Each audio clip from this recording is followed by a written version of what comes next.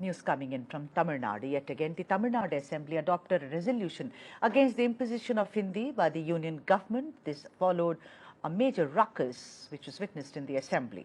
The resolution urged the union government not to implement the recommendations made in the report of the Parliamentary Committee on Official Language submitted by the chairman to its president on the 9th of October.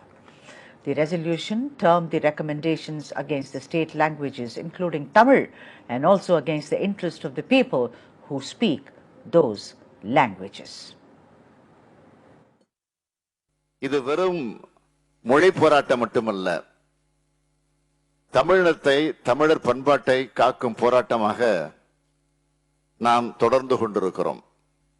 இந்திய ஒன்றியத்தை ஆளும் பாஜக அரசானது இந்தி மொழியை திணிப்பதை தனது வழக்கமாக வைத்துள்ளது.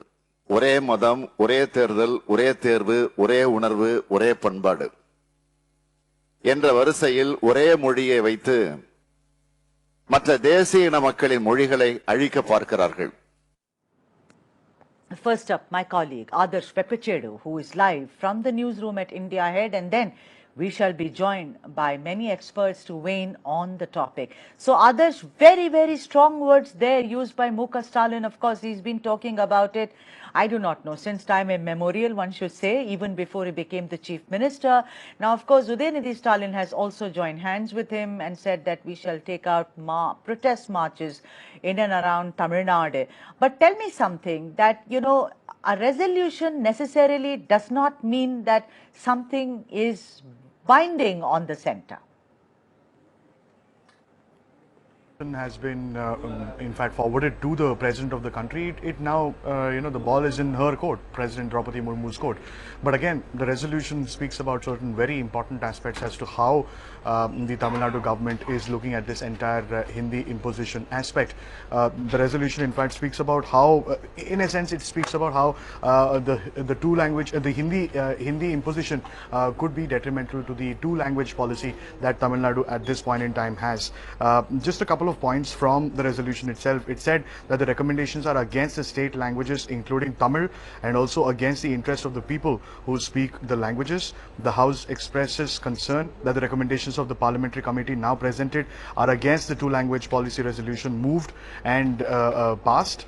Now, of course, this particular two-language policy that we are speaking about was passed in 1968, which stated that only Tamil and English will be taught in schools and colleges across the state of Tamil Nadu. So the resolution speaks about how Hindi imposition would be against the two-language policy, and students in the state would only stand to lose from this particular aspect. So all eyes will certainly be on the president and whether this resolution does indeed go forward, Sudha. Thank you so much, Adarsh, for joining us on the broadcast. And now, let me introduce you to all the experts who we shall weigh in on this particular topic. PuhazhGandhi P, who's spokesperson for the Dravida Munnetra Kazhagam, is now joining us. PuhazhGandhi, vanakkam, eppadi irukeenga? Vanakkam, nalla irukken. Neenga eppadi irukkreenga? Naan nalla irukken. So let's talk about this particular topic. Muka Stalin has spoken about it many times. Tell us something about this resolution. After all, I mean, passing a resolution is a very, very important thing, of course, in the assembly. But what do you expect will come out of it, PuhazhGandhi? No, first of all, we have to make one thing very, very clear. We are not against any particular language. We are very particular against the imposition of any language. That is, whether it is Hindi or any language. If it is imposed, we will oppose. As far as the resolutions are concerned, the person who, the speaker who spoke just before me, just spoke about the legality of the resolution, whether it is binding on the president or not. But in any democracy, there is something called morality. When the assembly passes a resolution, the assembly represents the will of the people. That means the whole of the people of Tamil Nadu has voted for the resolution to oppose the imposition of Hindi in any form. So, if the union government is going against this particular resolution, means it is disregarding the democratic mandate which is given to the government of Tamil Nadu, and also it is disregarding the will of the people of Tamil Nadu. Right. But PuhazhGandhi, you saw that how Home Minister Amit Shah has already released an MBBS book in Hindi in Madhya Pradesh. One saw copies of it. There were speeches made by the Chief Minister as well. Of course, a lot of South Indian states have opposed it. You know, they have opposed it, but very, very logically, I will say. I mean, Mr. Pinarayi Vijayan has opposed it, and you know, KTR from Telangana, you know, is an IT minister, he has opposed it. Their contention is, and also a lot of people in Tamil Nadu, how can medicine be taught in Hindi? You are not even prepared for it. Make some preparation. Of course, against that whole thing that, you know, Germans read it in, in Germany, Germans read it in their native language, etc., etc. What is your opposition? Your opposition is towards Hindi, introducing Hindi in technical and non-technical institutes, or generally, you know, imposing Hindi in any kind of a field where one is bound to learn it in order to get employment? See, you got to see the design in which this imposition happens. This is one of the most the clever design where the union government or the union home minister is trying to impose Hindi. What the parliamentary committee is recommending, it is saying that the institutes of higher learning should have Hindi as the medium in Hindi-speaking states. Fair enough. It appears as if it is only in the Hindi-speaking states. What are the higher learning institutes? The higher learning institutes are IITs, IIMs, ISC, AIMS, or any other higher learning institutes. And many of these higher learning institutes are located in Hindi-speaking states. And most of the students, at least 70 to 80% of the students who are learning in these particular institutes are from non-Hindi speaking states. Therefore, and it is the ambition of every student in non-Hindi speaking states to get admission into these particular institutes. That means, for example, for IIT JEE, a person or a student from class 8 starts the preparation.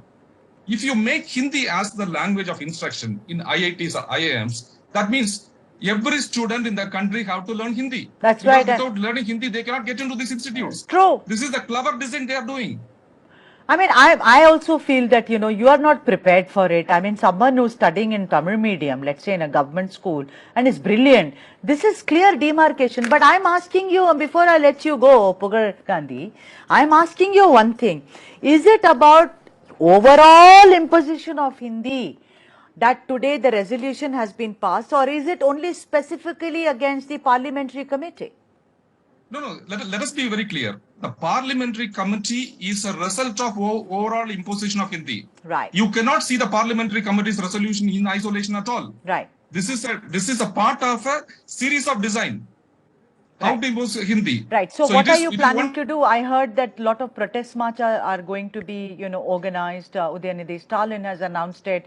Your cadre has announced it. What do you expect out of it? Is it, what happens is, PuhazhGandhi, even like NEET, which you do not have it in your hands. I know you've protested enough as a party. But whole Hindi imposition thing also, whether it is even NEP, I mean, you don't follow NEP, others are following it, the 2-language, 3-language thing. I'm asking you, there has to be some result of this, right? So what is your forward movement now as DMK, both as a party, first as a party and then as a ruling dispensation in Tamil Nadu?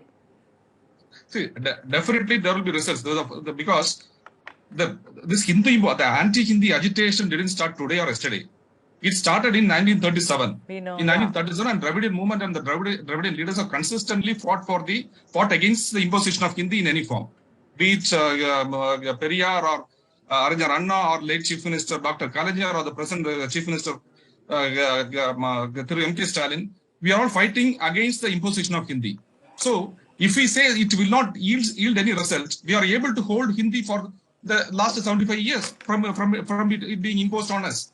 So definitely it will yield result.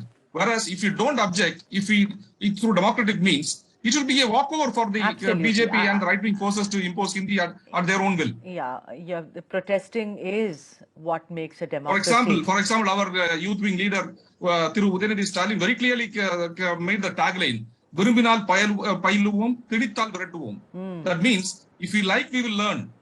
If you impose. But if it is imposed, we will chase. Right. On that note, thank you so much, PuhazhGandhi, for joining us on the debate. Mega Nandri.